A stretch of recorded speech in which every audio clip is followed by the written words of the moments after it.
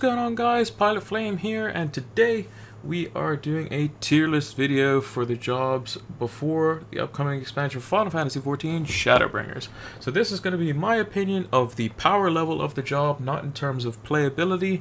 We're only doing power level and how strong the job is in terms of what it brings to what's considered the meta jobs, and what it also brings in terms of its utility. So without further ado, let's get into that. So we got all the different job icons down here. For starters, we're going to go straight away, and I'm just going to put Blue Mage, Dancer, and Gunbreaker straight down there. Obviously, we know obviously some skills about Gunbreaker and Dancer, but not enough to where we can have conclusive evidence of how good they are. And Blue Mage is obviously a limited job and is basically there for the fun factor. So first off, we're just going to go straight away, and we're just going to say that arguably tied for first as the most broken job in Final Fantasy XIV is Warrior. Now, personally, being a tank main, I consider Warrior to be extremely strong. It is extremely flexible in terms of what it can do, in terms of what it can provide. It is the only tank out of the three currently that has three different ways of tanking. It has the ability to invuln like the other tanks. It has the ability to use mitigation, but it also has the ability to lifesteal its way back up. So you can use your inner release into multiple inner beasts to heal itself back up, and that was super useful for Prog. It has probably one of the best tank stances currently in the game, with its high HP pool and its ability to sustain HP back. That being said, its kit also provides a lot of damage, and as well as being the highest amount of damage with arguably the most utility, or most useful utility, I should say, for all scenarios. Obviously having Shake It Off for raid-wide AoE, also having both physical mitigation as well as general mitigation, with its cooldown kit being arguably the best, maybe just an edge over Dark Knight, no pun intended there. And basically its kit all around it is super strong. So next we're just gonna continue on with the same role. I have taken Paladin and I put it in the A tier. Reason being, doesn't do as much damage as Warrior, however its utility is obviously crazy through the roof, and for the damage that it does, it definitely warrants being an A tier job. It's super approachable for new players, especially like myself. I didn't start tanking until the beginning of this tier, and it's super good. Very easy to learn, very easy to master, but you can obviously find your different nuances on how to become the most skilled Paladin player by using your utilities in the correct scenario and still being able to do high damage at the same time. What Paladin brings to the raid is more or less just your big defender. I'm going to be kind of leading the charge type of thing, which is only overshadowed by Warrior. In terms of its cooldown suite, it's not the greatest. Its only real mitigation that it has is Rampart, which is obviously shared among all the tanks. Sentinel, which is on a very long cooldown for having the same form of mitigation as Shadow Wall and Vengeance, even though it is 10% higher. And then Hologram, which is obviously on a ridiculously long cooldown in itself. Apart from that, Paladin, definitely an A tier job. Last but not least out of the tanks, Dark Knight. I put Dark Knight, I was almost tempted to put Dark Knight as an A tier job. Reason being for that, it's seen a lot of changes go through recently over in Stormblood, to where its damage is picked up and basically kept the same or even slightly higher than Paladin's, while still being able to provide a little bit of utility. So I give it a high B rating. In terms of its overall kit is arguably just as good, if not better, than Warrior's, especially so when it's dealing with magic damage. In terms of its DPS output, you pretty much can't go wrong with it. As long as you hit Dark Arts on something, you're doing okay. You basically just want to Dark Arts your high potency abilities, and basically apart from that, it's not really much to learn. As long as you're able to Dark Arts the right abilities when they come up, mainly Carven Spit and Blood Spillers, you should be okay. Next, moving on to the healers, we're just going to go straight ahead. We're just going to take Scholar and put in the S tier. And basically it's just one of those jobs that just has everything. It can mass shield, it can mass heal, it can burst heal, it can regen heal. It's super flexible a job and does decent damage at the same time. It can basically almost solo heal in very specific scenarios on its own, but it has so much flexibility in terms of its constant ticking of a heal there, ticking of a heal there, on its fairy as well as its regen heals that the fairy offers as well. Also, not to mention, sometimes you can just get lucky and blatantly ignore a mechanic by just spread blowing off one of the tanks and just basically mitigating all raid AoE damage for the foreseeable future or until the shields are consumed. Nextly, I'm going to take Astro and put it in A tier. I was almost tempted to have both Astro and Scholar in the S tier, but the reason I put Astro in the A tier is just because of RNG. Its cards are obviously super strong. Spread balance, which is going to be basically removed in the foreseeable future, according to the tooltip leaks. And its kit overall is very smooth in terms of what it wants to do, but in terms of the card mechanics, it's still a bit clunky in terms of that type of mini game, as it were, that is involved in Astro. You're basically just fishing for a spread balance of some kind or an extended balance if you're trying to beef up one person's parse. And basically what you're looking at is that in terms of its overall damage, it's going to be, slightly higher than Scholars for the most part, and in terms of its overall flexibility, it is quite good in that regard. Not as flexible as Scholar, but still a extremely good healer in its own right. Lastly, for the healers, we're going to put White Mage in the B tier. I thought White Mage it's a solid job overall. The only problem is that when you play White Mage, you can basically turn the Lily gauge off. It doesn't make any sense, which they seem to be adjusting for in the next expansion. But overall, you can basically solo heal. You do the most damage out of all the healers. It's fantastic for dungeons, has basically the best AoE with Holy Spam, and it's super simple to play. And it's probably the best start out healer out of the three. Let's move on to the melee DPS. So first of all, I'm actually going to go in reverse order this time. We're going to take Samurai and put in the B tier. Reason being, Samurai offers obviously no utility. It does high amounts of damage, but it is also very hard to play. And that's because you're basically managing multiple buffs at the same time, whereas other jobs aren't. So if we compare it to Ninja as an example. Ninja, you manage obviously your timer of trick attack, but that's kind of just comes second nature. But you're managing your Huton, which is something you have to pay attention to infrequently, but enough to where you have to worry about it. And then you also have to manage your Ninki gauge. Whereas Samurai, you have to manage Kenki, you have to manage your Sens, you have to manage your damage buff, you have to manage your speed buff, and then you also have to manage Hagakure, which is on a really weird cooldown of 40 seconds. And you have to constantly be balancing all of those at the same time. And it's just overall, it's overcomplicated for not much reward, basically. And with the recent monk buffs in the latter half of the expansion, we saw that Samurai Monk were almost doing similar depending on the skill of the player, with Samurai probably edging slightly more so, given a specific composition, with its raw DPS numbers. Next, we're going to go also, and we are going to put in Monk in the B tier. Now, Monk, I think, is the higher end of the B tier scale. Samurai is probably on the lower end, but Monk is obviously a very, very good job.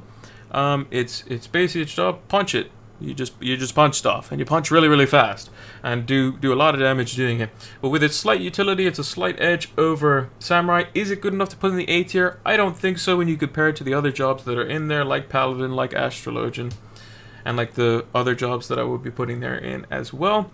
But overall, Monk has a very good archetype, a very good form of playstyle, feels free-flowing. The only weird kind of clunky thing about it is that you have to worry about the Riddle of Fire phase, where you're not used to double weaving typically on Monk without some form of severe clipping. But overall, it's a job that has an identity, has had an identity since 2.0, of just basically punching really fast and doing a good bit of damage. And it seems like that they're going to be keeping that going into Shadowbringers. Moving on up here, Dragoon. We're going to put Dragoon in the A tier. I was also tempted to put Dragoon in the S tier, but the main reason is that because there's a job that that is in the current meta composition that is arguably the reason why Dragoon is picked in the composition. Dragoon obviously has one of the craziest raid buffs in the game in Battle Litany.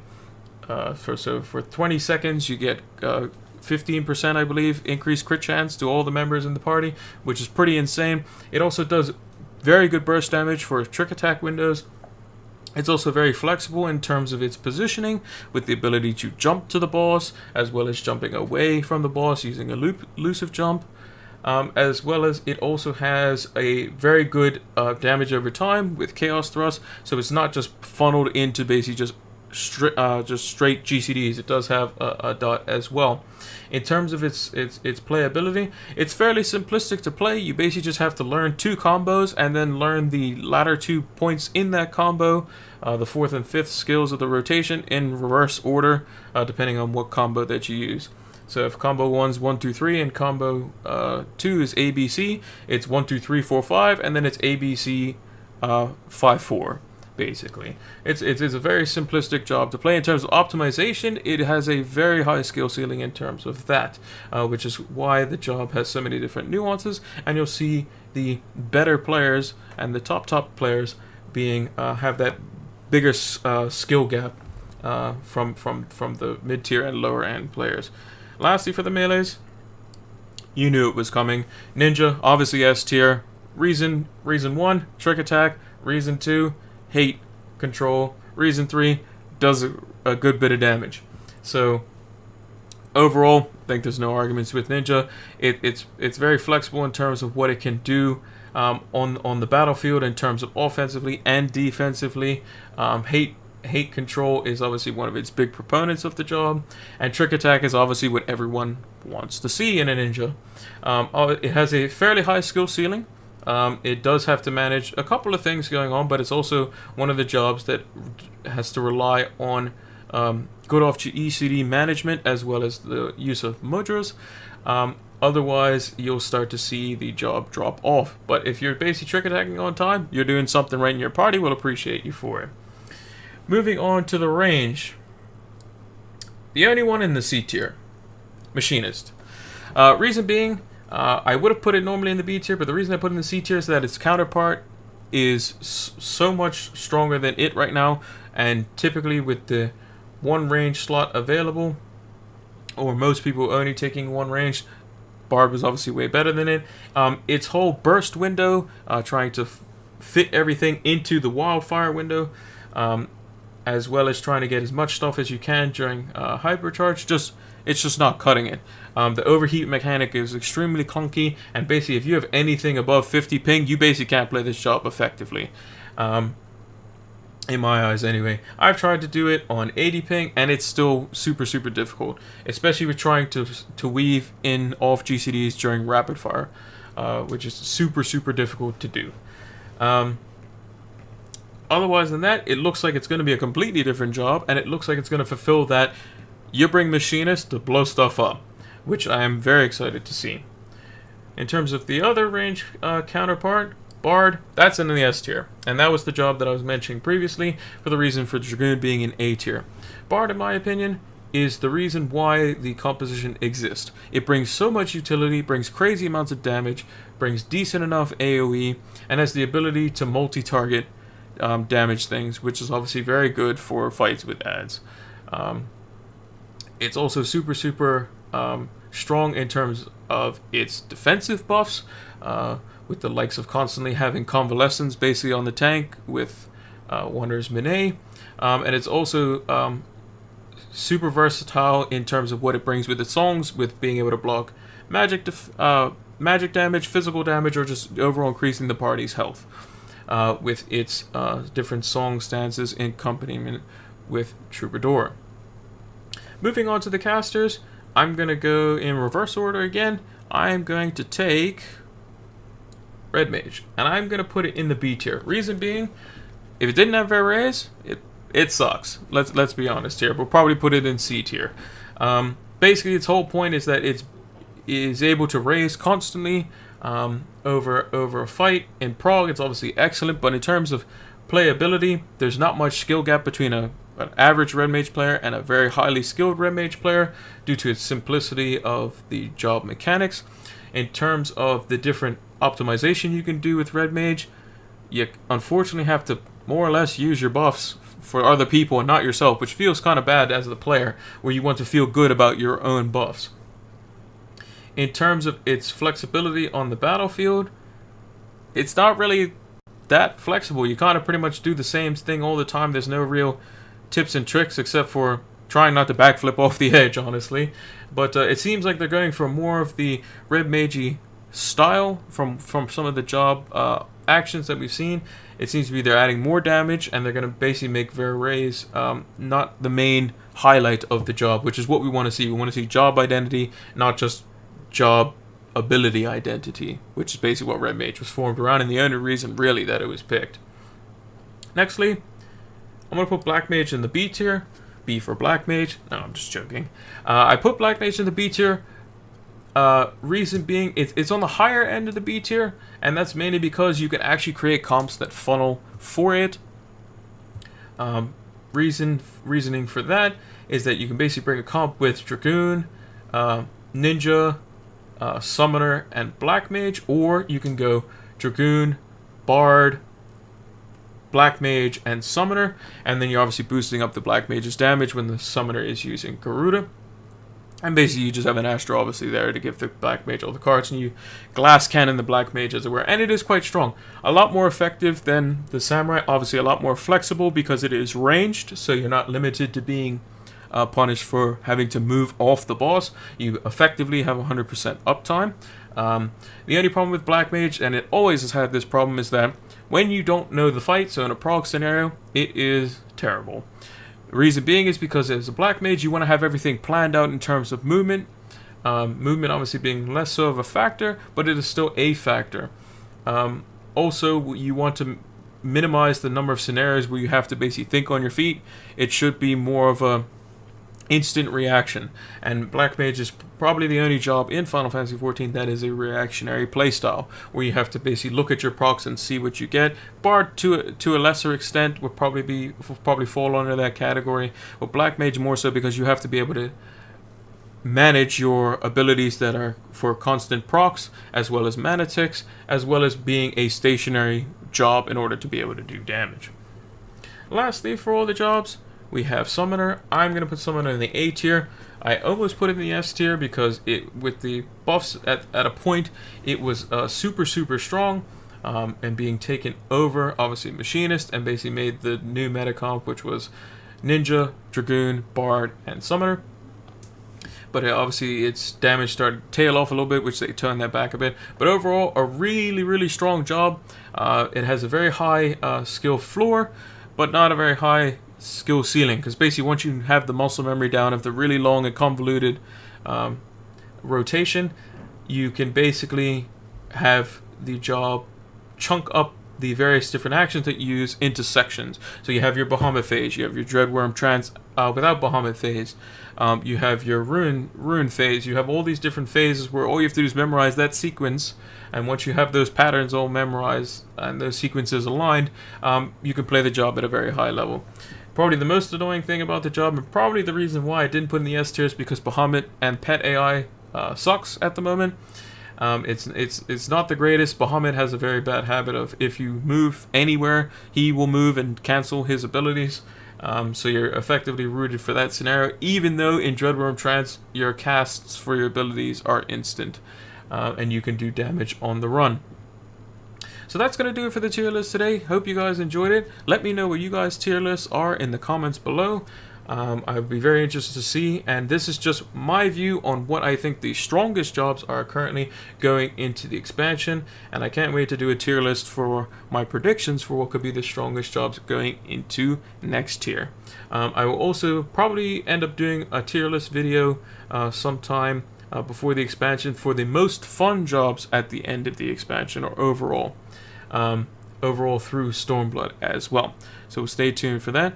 But for now, it's Pilot Flame, and I'm signing out.